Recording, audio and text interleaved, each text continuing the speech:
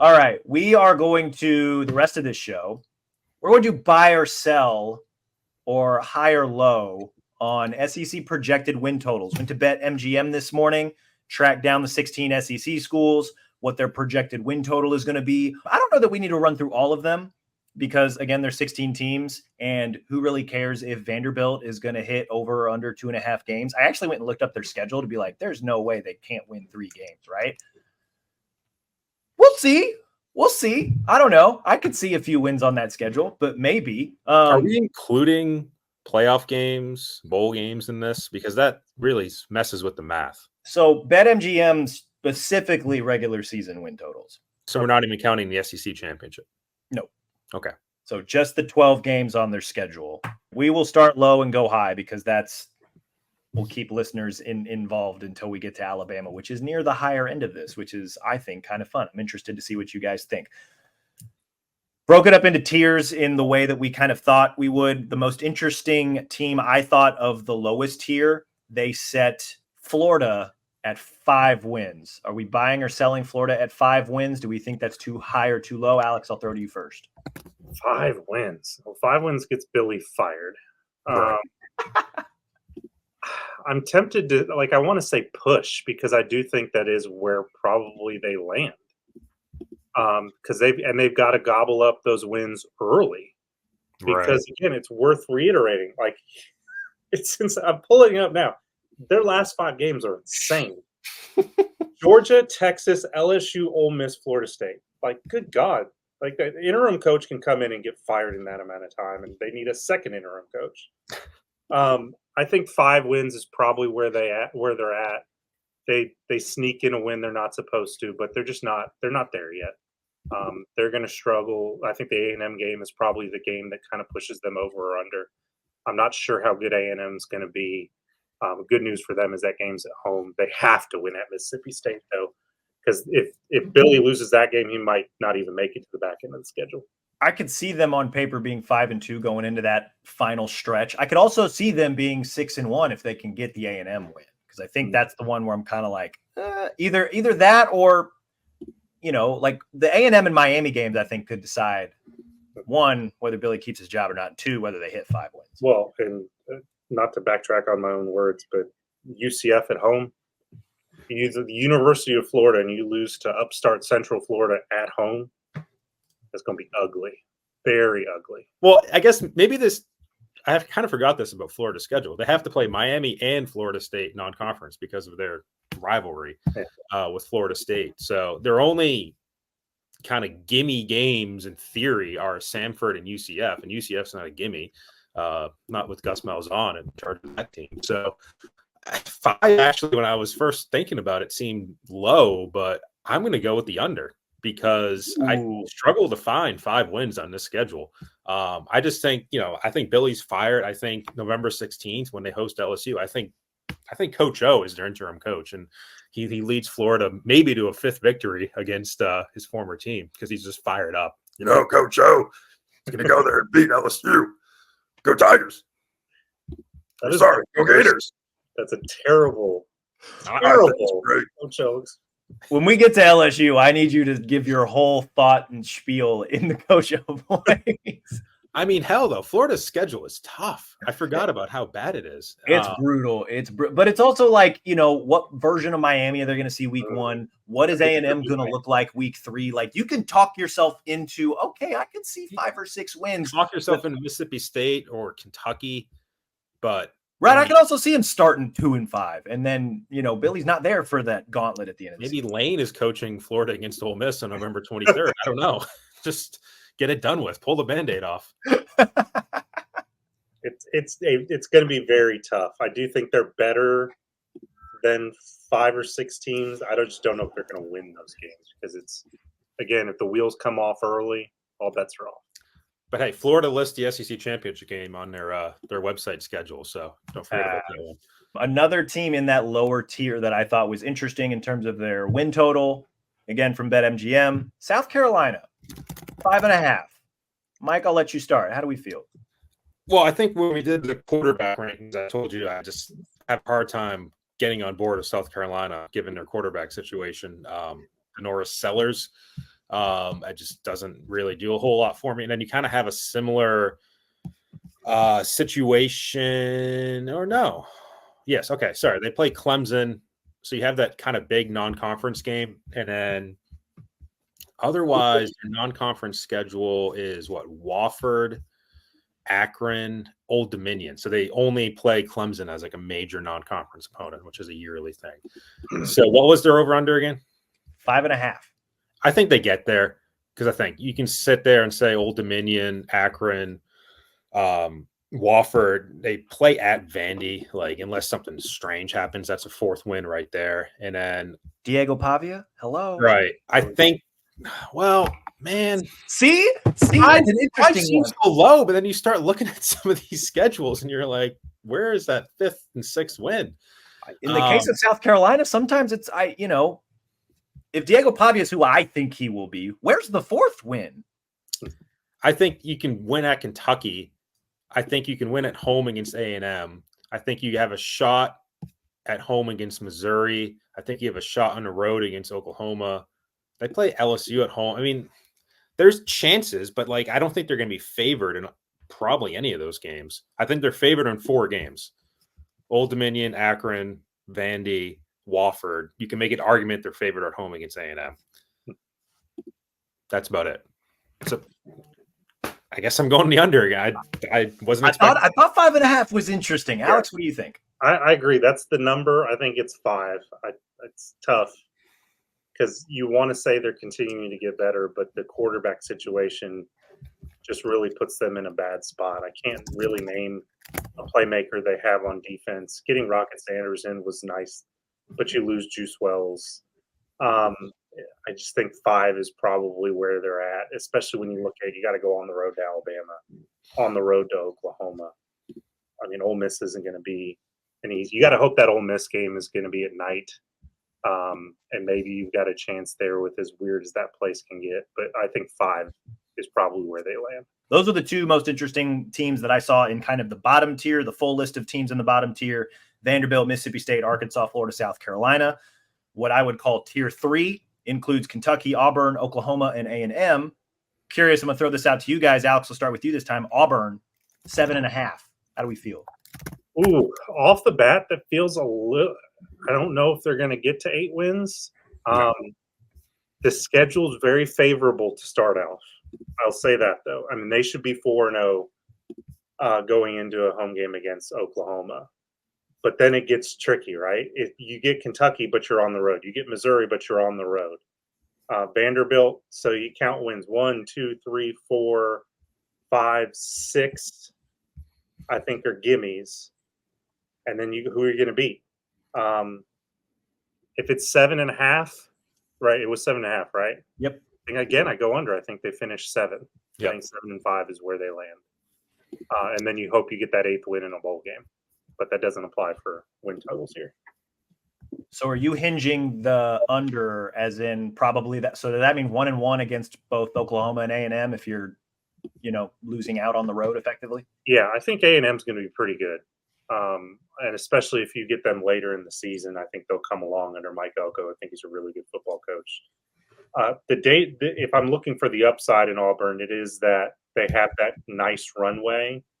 And you do have a lot of young players on this team that maybe you can gain a little bit momentum. But I mean, we've talked about it ad nauseum. I'm just not a big believer in Peyton Thorne. I think the offensive line overperformed last year. I think they might take a little bit of a step back.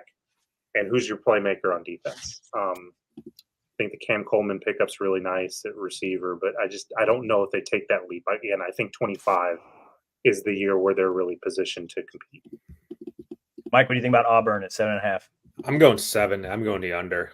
I agree. I mean, you count wins. Alabama, A&M, Cal, New Mexico, that's 3.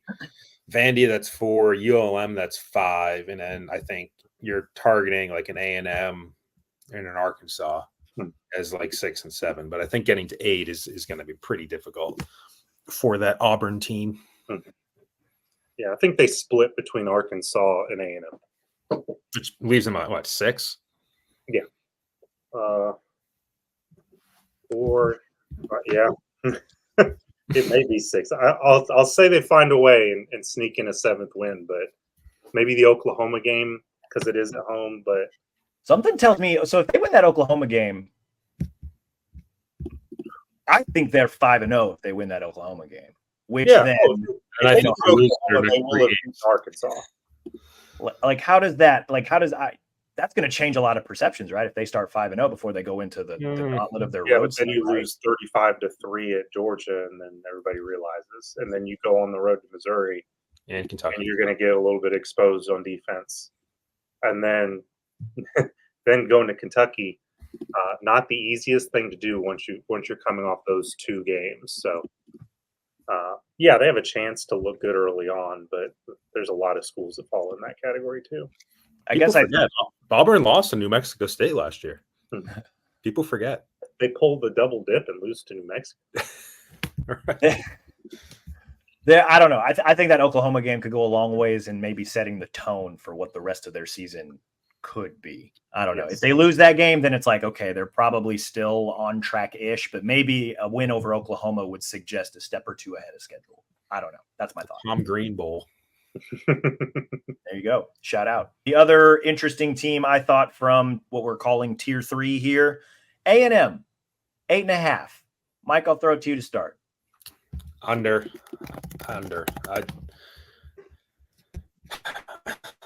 It's a weird team because they have some talent. They've lost some talent. Connor Wigman, I think, has a higher ceiling than most quarterbacks. But you're playing Notre Dame out of the gate. I think Notre Dame's probably a little bit more established. That's the first game of the Mike Elko era. You play McNeese, you play Florida, you play Bowling Green, you play Arkansas. I think you're all talking about winnable games there.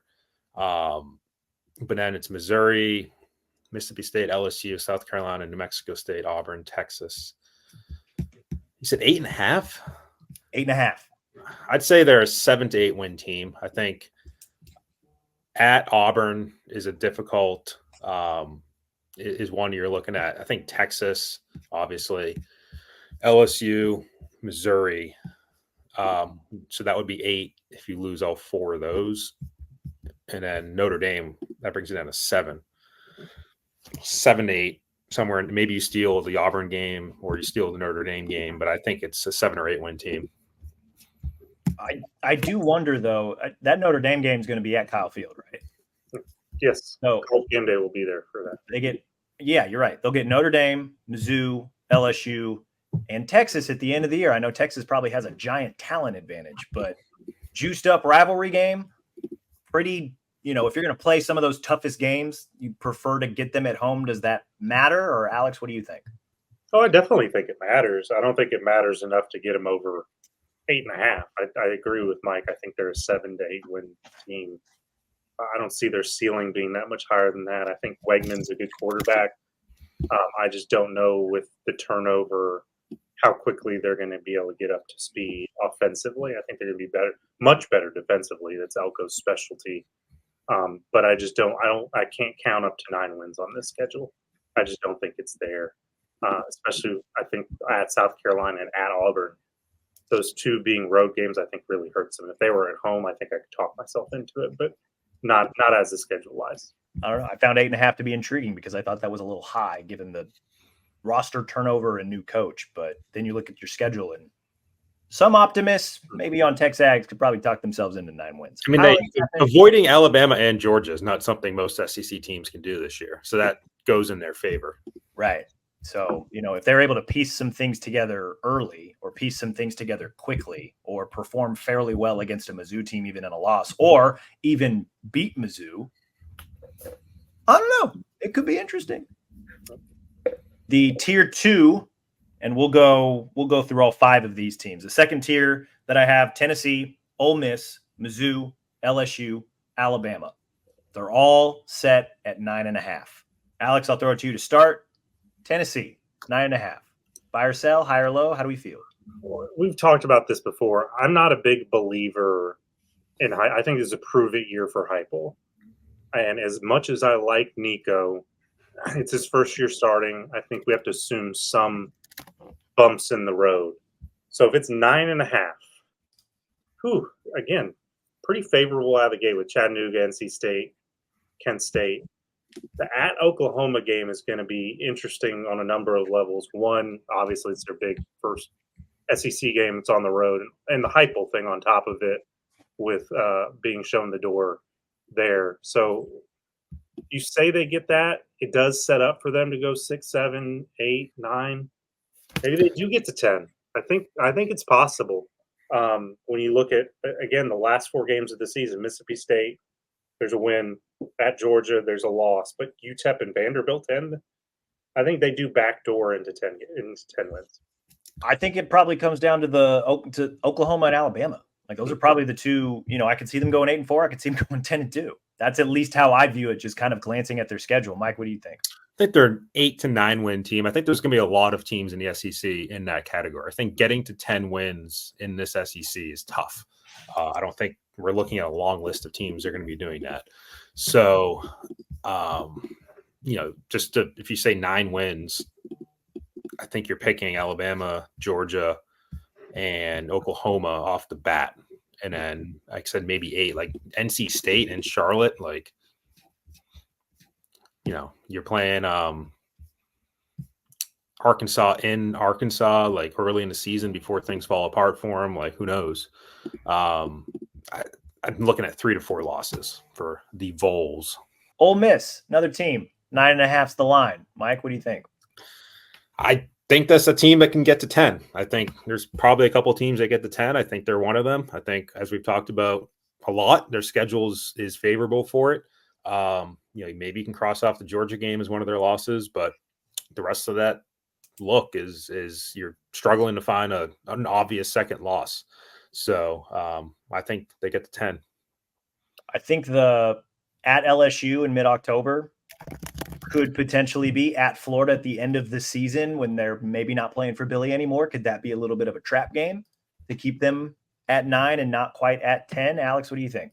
Yeah, that's why I'm going to stick to my bold prediction of things weirdly where Lane is in the mix for Florida and then doesn't finish the job in terms of the regular season and getting into the playoff. I do think they somehow land at 9 wins, not 10. I do think that Florida game on the road could get real interesting. The thing they have going for them already is that it's at 11 o'clock and not at night. But I think there's a loss somewhere in there that we're not accounting for, whether it's Wake Forest, whether it's Kentucky. I just think, again, there's a lot of talent on that roster, right? But there's so much over this, not just this offseason, but last offseason too, that's new. And that much attrition and building through free agency, essentially, I just don't know if that's really a model that's going to get them where they want to go. I think ultimately they fall just a little bit short. That's interesting because they, 2 of the last 3 years, they've won at least 10 games, and now they've got arguably the best roster they've had of Lane's era there. And I don't know, man. I see 10 wins. I think they get to 10 wins. I don't think it's going to be pretty all the way through, but I think they can do it. Another team interesting coming into this season, Mizzou, 9.5. I think on various shows, we have talked ourselves into potentially 11-1, 12-0 Mizzou, depending on how they do in the game in Tuscaloosa. We could probably also talk ourselves into 9-3. Alex, I'll let you start it off. 9.5 for Mizzou. What do you think? I think it probably finished with at least 10 wins. The schedule is just atrocious on so many levels. Like, I'm just going to read it again because it bears repeating. This is the start. Murray State, Buffalo, Boston College. Deep breath. You start the SEC slate, and it's Vanderbilt. Texas A&M on the road. Okay, it's a little bit difficult, but then you have UMass and Auburn, and Auburn's at home. Like, UMass in October is weird, man. It's really weird. The whole thing is just, I don't know who they had to pay in the SEC offices to get this schedule necessarily, and who they didn't pick up the phone for the non-conference. But yeah, they should be 10 wins. If not, something went way wrong.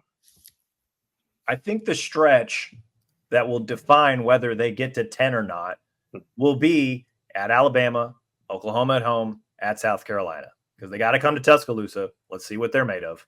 Oklahoma's got a weird mental thing over Mizzou. I know I've said that before. And so does kind of weirdly South Carolina. Like South Carolina has just found a way to upset Mizzou, like promising Mizzou seasons in the same way Oklahoma did back when they were in the Big 12. That to me, like that stretch of games, like you probably got to go 2-1, I think, if you want to stamp a double-digit win season. I don't know. What do you think, Mike? Are you a Mizzou, South Carolina historian? Like I guess maybe you're from that part. I may or may not have scars growing up in the middle of the MU-KU rivalry and pulling for the Tigers. I can't sit here and think of a single Mizzou, South Carolina game I've watched, but I'll look this up. God bless you for doing it. Man, I'm going to go push with 10. I mean, it was 9.5, so I'll go with 10, the over, but I think it's 10 on the number. I don't think they have more than that. We have to be careful not to overrate Mizzou, but I think there's enough tomato cans on their schedule for them to fill them up and get 10 wins. Yeah. And remember, they have a bye between Alabama and Oklahoma, and you do get Oklahoma at home. So they should get to 10. LSU, 9.5. Alex, I'll throw it to you. What do you think? See, I got to pull up the schedule. 9.5 for LSU should sound like an automatic over. But you got to remember, they're opening with USC. They play UCLA too. Well, that's at home. The schedule isn't as bad as it could be, honestly. It's hilarious that they're playing the two new additions to the Big Ten. Yeah, 4, 5, 6, 7, 8. Oh, God. Vegas is really good at this, aren't they? Yeah. I think they ultimately fall into a 9-win team just because of the reasons we talked about. I think Nussmeier probably throws an interception. He shouldn't. I think the receiving core isn't just going to automatically be as good as it was last year. And I think Alabama finds a way to get that thing done. But, yeah, the schedule's not bad for them to get to double digits. I think it's just going to take a bowl win for them to get there. Should that count? Mike, what do you think about LSU? I mean, I think they're capable of being a 10-win team. I think off the bat, I'll probably say Alabama, Ole Miss, USC, but I wouldn't discount Oklahoma or A&M in that conversation either. So that's probably where they land. I mean, they're a good team. I just don't think they're nearly as weaponized as they were last year. And how much better is their defense? Like that's the big question. I think that's fair. Alabama was the last team I had in this tier 2, also set at 9.5. Mike, I'll let you start. What do you think? I'm going to go the over. I think I'm going to put them square at 10. I've said all along, I think Georgia's going to be tough. I don't think it's a unwinnable game. Like if you told me they beat Georgia, I don't think it's the craziest thing, but I think they slip up somewhere else. Some of those road games that they have to play, Tennessee, LSU, Oklahoma. Like I think there's at least one loss there. Maybe you beat Georgia, maybe you lose 2 other games somewhere else. I think they're a 10-win team on the dot, which would mean 4 10-win or 5 10-win teams in my calculations here. If I'm saying Missouri gets there, I'm saying Ole Miss gets there, I'm saying Alabama gets there, and I'm saying Texas and Georgia do. So 5 10-win teams in the SEC. I would be shocked if the number's higher than that. Alex, you agree? Yeah, 10 wins feels right. I think I'm chalking up Georgia's probably the loss, and then I agree with Mike. I think it's one of the road games. I think they do find a way to beat Missouri, but I think it's the Tennessee, LSU, Oklahoma. Somewhere in there, I have a feeling you get tripped up just because it is so tough to go on the road in the SEC, and they're not a perfect team. Like I think the gap that has existed for Alabama in terms of talent has dwindled. We saw that the last few years under Saban, and I think the parity is there that one of those is going to be a loss. But I just can't tell you which one it's going to be, honestly. I just think 10 is probably where they finish, and I think that's going to be good enough to get in the playoff. Yep. I think 10-2 is the mark. I think the losses are to Georgia and Tennessee. They've got the quarterbacks that maybe scare me the most, and just with the uncertainty specifically at cornerback, I think the safeties will actually be pretty fine. The uncertainty at cornerback is what worries me. I reserve the right to change this opinion, either for the better or the worse, after we see what those corners look like through the first 3 weeks. But I think 10-2, as it stands right now in late July, makes a lot of sense. Leads us to our last 2 teams in what I classified as tier 1. Texas is set at 10 wins even. No halves here. Alex, what do you think? 10 wins even. They should be. I mean, I think it's over. I think they're probably 11 wins. I don't think Michigan. I think Michigan looks like a more difficult game on paper than what it really is. I think they lose maybe to Georgia, and that's probably it. Georgia's going to go into Austin and beat Texas? Yeah, I think they're a better football team, especially on defense. I think that's the trip up. And if you're Sark, I'm actually okay with that because it does give you that learning point, and you got the rest of the season to regain momentum. Yeah, the schedule is pretty favorable when you're talking about their non-conference and top to bottom in terms of SEC. I think they get to 11 wins. Red River's before Georgia as well. Like that 2 weeks, that's going to tell us a lot about Texas. And I know I've made the point before, I don't like how much they play with their food. And I think in the SEC, that's going to cost them a little bit more than playing in the Big 12. But I don't know. 10 is – I feel like I should push because for whatever reason, I think they're going to lose 2 games, whether that's to Georgia and Oklahoma or if they just get caught somewhere down the line. Mike, what do you think? Push. We on 10. I think Georgia. I think either Oklahoma or A&M in College Station. That A&M is going to be wild. But hell, I mean, that Michigan. Let's not discount Michigan. Let's not discount the big house, big noon kickoff. There's still talent on that roster, and that's it's another type of team where if Georgia plays or not Georgia, Texas plays with their food a little bit too much. I'm worried. Can anyone on this podcast name Michigan's starting quarterback? Alex Orji. And there you go. Remember there was a big controversy about Jim Harbaugh talking Blake about Corum's gone. The key pieces on the defense. You get Will Johnson back. You got Donovan Edwards. Donovan Edwards is Mason Graham. Donovan Edwards had one good game last year. The defense will be, but he was great in 2022. Michigan's defense is going to be pretty mean. Like they're going to be good. Yeah, I just don't think they're not what they were. I think they take a significant step back from last season, and I don't think they have the offensive firepower to keep up with what Sark and Texas are going to bring to the table. I think that's a fair argument. That leaves us with Georgia, who had they're in this tier 1. They have the highest of win totals among SEC teams, 10.5. Alex, I'll throw it to you. Over. I think 11 wins is where they're at least. Because the most dangerous thing about this team is the fact that they're going to actually enter it with a chip on their shoulder, despite being the number 1 ranked team in all likelihood. You get a test out the gate with Clemson that's winnable. You catch Alabama early, especially Alabama's defense early. I think they figure out a way to win that game.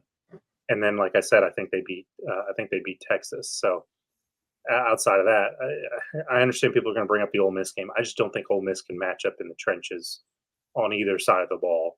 I think they have one loss. No, I think they probably go undefeated, to be honest with you. Wow. But if not, it's 11 wins. But I think they probably figure out a way to run the table. Mike, you agree? Yeah, I'm surprised the number is not 11.5 because I think that's a better discussion. I think they're either an 11 or 12 win team. I think they lose possibly at Alabama or at Texas, but probably not both. So I think the better number is 11.5, and that's a better conversation because I think 10.5 is an easy over. I think that's fair. I think 11-1 looks it to me. I don't know whether they lose to Alabama or Texas.